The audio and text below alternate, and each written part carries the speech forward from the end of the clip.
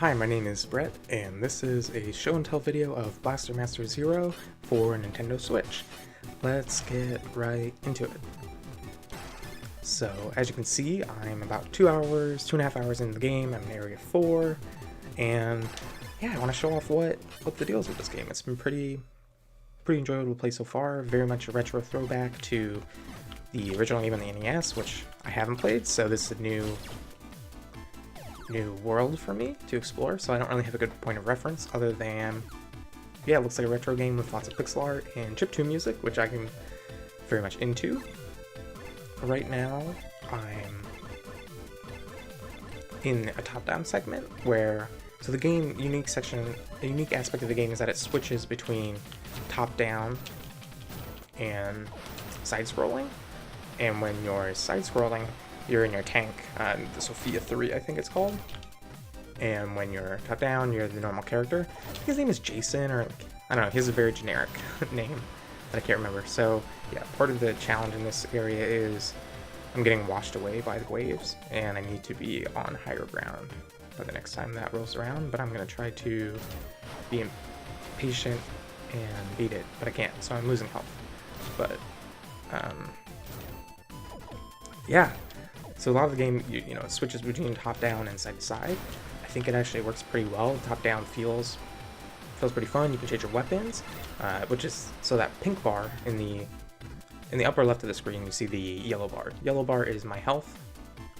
The right bar is my number of available weapons, and you can use L to quickly cycle through them, that left bumper.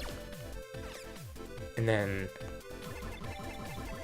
the different shots have different different behaviors. So like this is like a scatter shot, like a shotgun. You can also change your special, which you use with the B button. So like usually it's bombs, and they're pretty useful. I wonder if I can just use the bombs to blow up these. No, I can't. So yeah, you run through trying to defeat the enemies with some light. I wouldn't even call this puzzle solving, but with some light kind of figuring these out. This weapon actually sends an electric shock through all the different enemies that are on screen. So I really love the electro gun. That one's super useful. So I'm just going to keep running through the level. The music is sweet. I can definitely get down with the music. This shot here with the kind of arrowhead is goes through walls and enemies, so it's a piercing shot, which is really useful. Something worth noting too, so whenever I get hit, right, I lose health, but I also lose my my G meter, my gun meter, so I lose the number of available weapons. So part of the goal of maintaining your health is also to maintain your weapons. So you see this bottom one at the bottom of this list isn't an option anymore, which is a bummer. But that's part of the challenge. And I'm actually running really low on health, so it's likely that I'll die.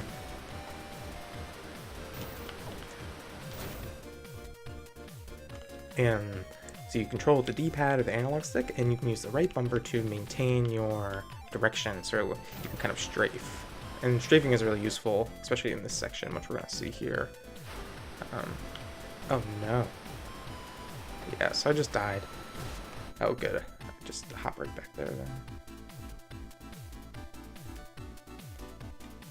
So these enemies are pretty tough, so I like to find the right angle, because they can only shoot at the 90 degree, you know, north, south, west, and east.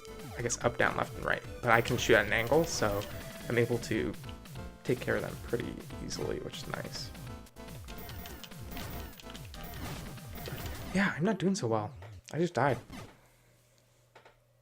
I'm gonna not go through this area. So let's top down, then here's side by side, and I'm not in my little tank, Sophia 3, but I can hop in that, right? And now I can explore the world of Blaster Master in the different areas. I'm not sure why this... Oh, it's because it falls. It has cracks in it. But yeah, so... Your ship, the Sophia 3, you get upgrades for it, and as you get upgrades, you're able to do different things. Like, when I jump and hold down the jump button, I'm able to hover, which is new, and that allows me to get to different areas I couldn't get to before. You also have missiles, which I have a finite number of. My normal shot, I can actually charge up, and then with that, you know, it does more damage, or has different effects. Like, that's a spread shot, and you can actually change it. So that is a long shot. This is an upgraded power shot, and then that one I was shown before is the spread shot. So yeah, big part of the game is exploring with some combat mixed in. These little mines, when I shoot them, they actually shoot out two little fireballs, which do some surprising amount of damage. So I try to avoid them.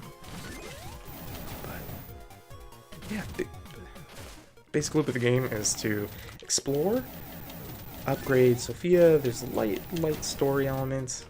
Nothing too crazy or important or interesting, to be honest. It's just kind of generic-ish story. You're this boy or this young man.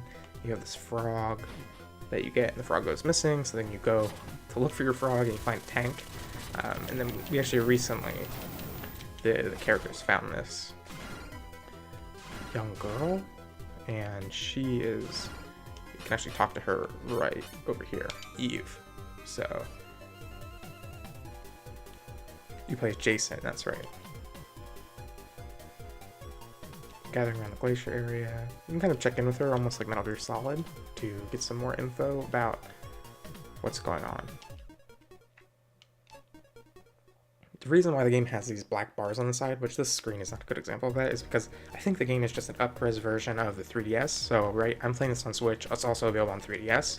So I think this is just the game scaled up from the 3DS version. Works well on Switch. The rumble is pretty good, but it's a little too intense for me, so I turned off the rumble. But I'm actually going to skip through this because I'm not reading it. But you get a little more story exposition, which is kind of nice. In terms of other menu options, just really quick show, yeah, I have vibration off because it's a little too intense for me, but that's pretty cool. You can save anywhere you want, but there are checkpoints, which works out pretty well. I don't think I have too much else to show about this, really. It's a good retro game. I think it's $10.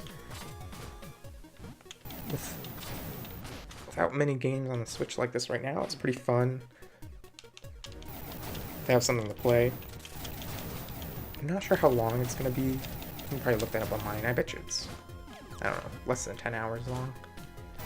And if you're into this sort of thing, I'd say check it out. I'm not over the moon about it, but I am enjoying it. I'm happy to have bought it and then be able to play it. Love the aesthetic. I think the pixel art is done really well, and it feels like a really good throwback to the NES days with some kind of updated modern take on it, which I can appreciate. So that's Blaster Master Zero. Thank you for watching, and have a good one.